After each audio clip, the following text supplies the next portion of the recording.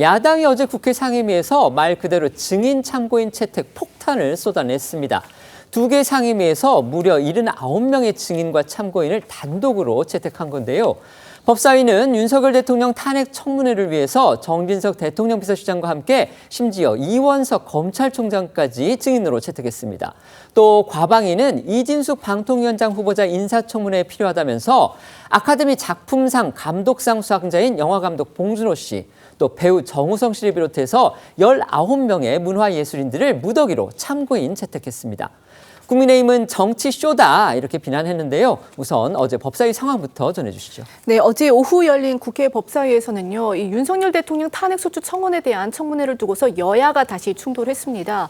국민의힘은 이 본회의에서 다뤄야 할 탄핵소추를 국회 청원을 내세워서 이 상임위에서 논의하는 건 무현적이고 위법적이다라고 주장을 했지만 민주당 등 야권은 이 국민청원에 대해서 따져보는 형식이다, 법적으로 문제가 없다라고 맞서면서 이 추가 증인 채택을 강행하면서 이제 충돌을 하게 된 겁니다.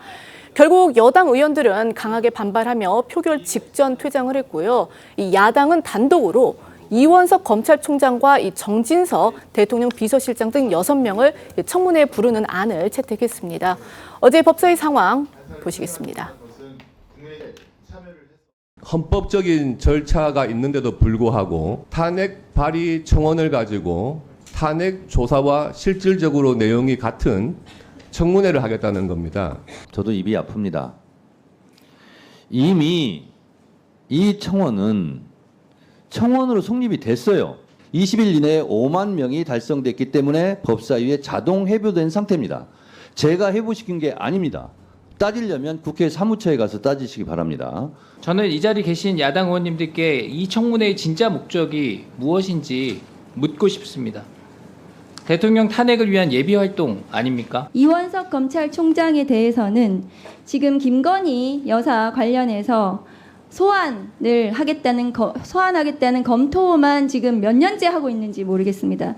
이런 식으로 할 거예요, 계속? 독재 입법 계속 하실 겁니까? 돌아가는데 왜 돌아가? 이의가 없으므로 가결되었음을 선포합니다.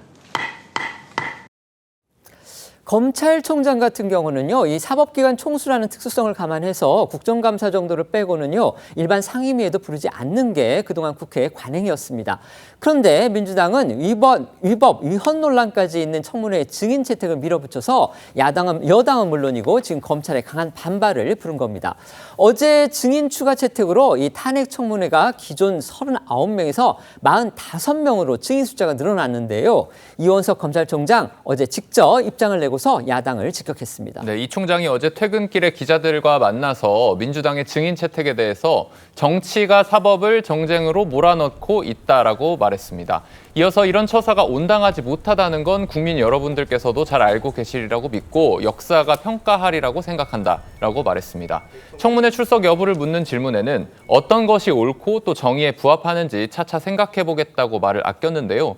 검찰총장의 경우 통상적으로는 정치적 중립성 훼손을 이유로 국정감사를 제외하고는 국회에 나가지 않는 것이 관례여서 현재 대검찰청은 이 총장이 청문회 출석 요구에 응할 필요가 있는지를 검토 중인 것으로 알려졌습니다. 관련해 어제 이원석 총장 목소리 직접 들어보시겠습니다. 대통령 탄핵 청문이라고 하는 유례없는 정치적 사안에 사법을 담당하는 검찰총장을 끌어들이는 것은 정치가 사법을 정쟁으로 몰아넣는 것입니다.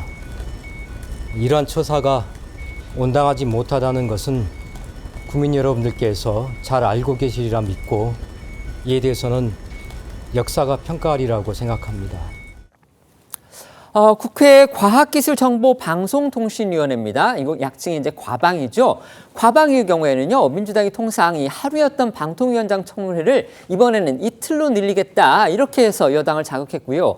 여기에 대해서 참고인으로 영화감독 봉준호, 박찬욱 씨, 또 배우 정우성 씨, 가수 서른도 씨 같은 이 대중문화 예술인들을 다수 부르겠다고 해서 논란을 불렀습니다. 네, 어제 과방위에서는 이진숙 방송통신위원장 인사청문회를 오는 24일과 25일 이틀에 걸쳐 열기로 하는 청문계획서가 야당 주도로 처리됐습니다.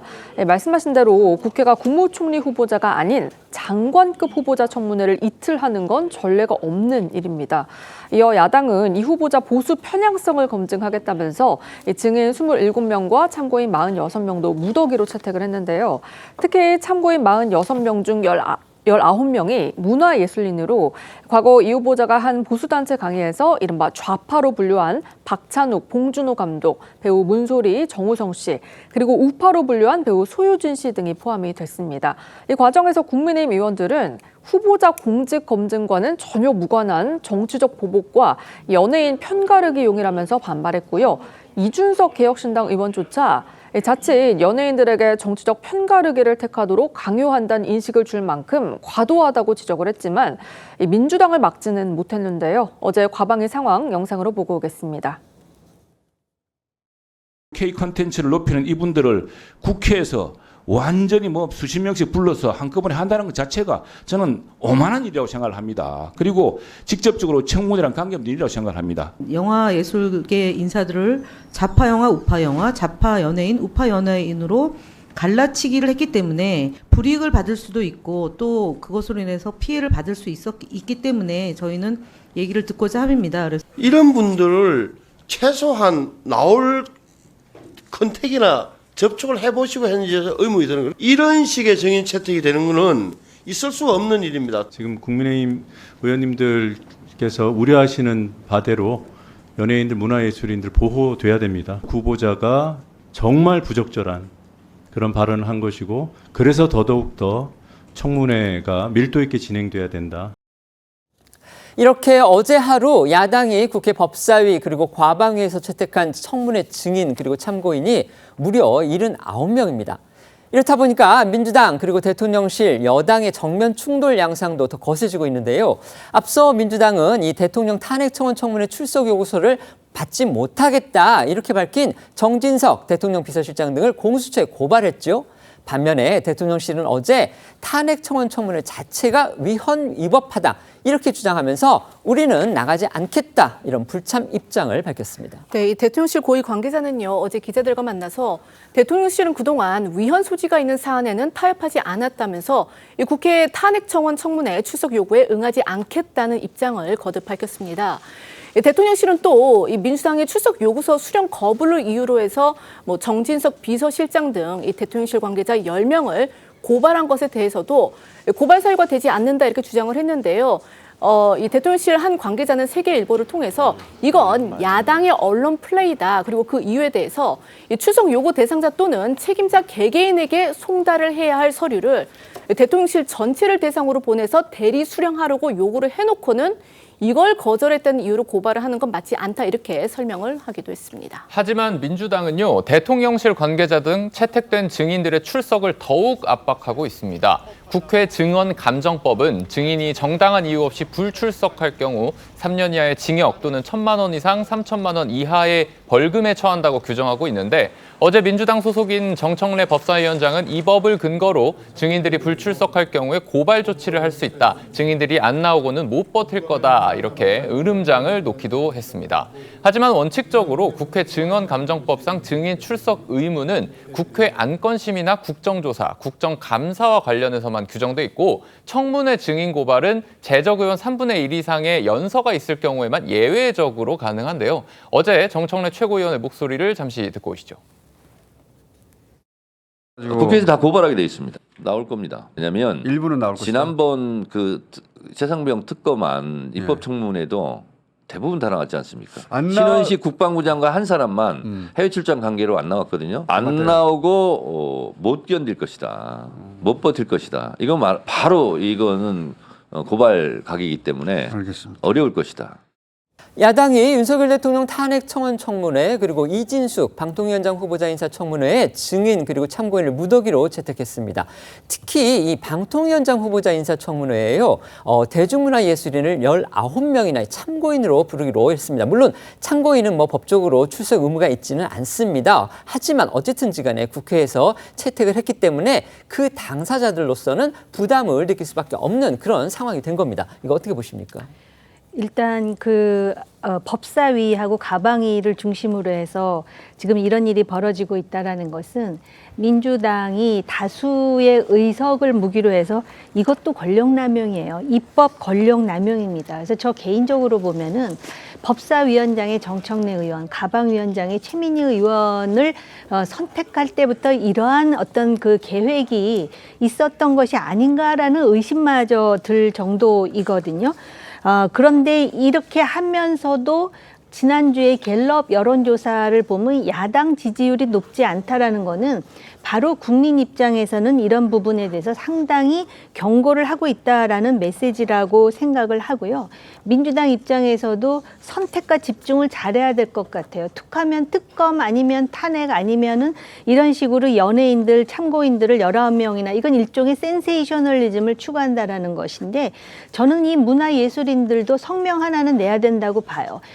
누구든 자신의 정치적 입장이 뭐 좌든 우든 할 수 있는데 이렇게 19명씩 단체로 불러가지고 뭔가 국회의 장에서 정치의 장에서 활용하겠다 그럴 때 이 문화예술인들도 입장을 좀 분명히 해야 될 것 같고요. 그다음에 국민의힘이나 대통령실 같은 경우도 국회법에 의해서 어디까지 받아들여야 될지를 분명하게 하고 입장을 내야 될 것 같아요. 왜냐하면 지금 민주당이 하는 일을 보면은 사실 애매한 부분 회색지대에서 자신들의 주장을 그대로 관철시키려고 하는 측면이 있지 않습니까? 그래서 받을 건 받고 그다음에 거부할 건 거부하고 이런 입장으로 해가지고선 법에 따라서 원칙에 따라서 한다라는 입장을 국민들에게 분명히 알리는 것이 좋을 것 같아요. 네. 저희는 이준숙 방통위원장 후보자가 매우 부적절한 인사라고 생각합니다. 문화예술인들이 좌파면 어떻고 우파면 어떻습니까? 근데 그런 거에 대해서 그런 것들을 국민께 부당함을 알리기 위해서 이런 문화예술인들은 부르는 것, 저는 그거는 좀 선을 넘는 것이라고 생각합니다. 왜냐하면 이게 이번 청문회뿐만 아니라 국정조사나 국정감사 이런 거 있을 때마다 뭔가 뭐 야구 대표팀 문제되면 감독 부르고 뭐 이런 식의 뭔가 이슈몰이식 증인 채택은 저는 부적절하다고 생각을 하고요. 다만 이 대통령 그 탄핵과 관련된 청원 관련돼서는 지금 국민의힘이 할 것이 저는 권한쟁의 심판이 아니라 이 청원법과 관련된 개정안을 내야 된다. 이 사실 국회를 통한 국민청원이 이렇게 활발해진 게 이제 드러난 거 아니겠습니까? 이게 앞으로 더 많은 청원들이 5만 명을 넘게 될 텐데 이럴 때 국회는 뭐 모든 걸 다 청문회 할 겁니까? 그럼 민주당 인사와 관련된 청문회가 있을 때 뭔가 청원이 있을 때도 청문회를 다 할 겁니까? 이런 것들에 대한 제도적 정비가 필요한 상황이기 때문에 이번에 이것은 이미 정해진 것이고 참 막기 어려운 상황이기 때문에 진행을 하더라도 저는 이후에 국민의힘이 안 한다면 민주당이 먼저 이거에 대해서 어떻게 우리가 앞으로 더 국민적 열망이 모이게 될 청원을 어떻게 이끌어갈지를 좀 선제적으로 제도를 정비해야 된다 이런 말씀드리고 싶습니다. 네.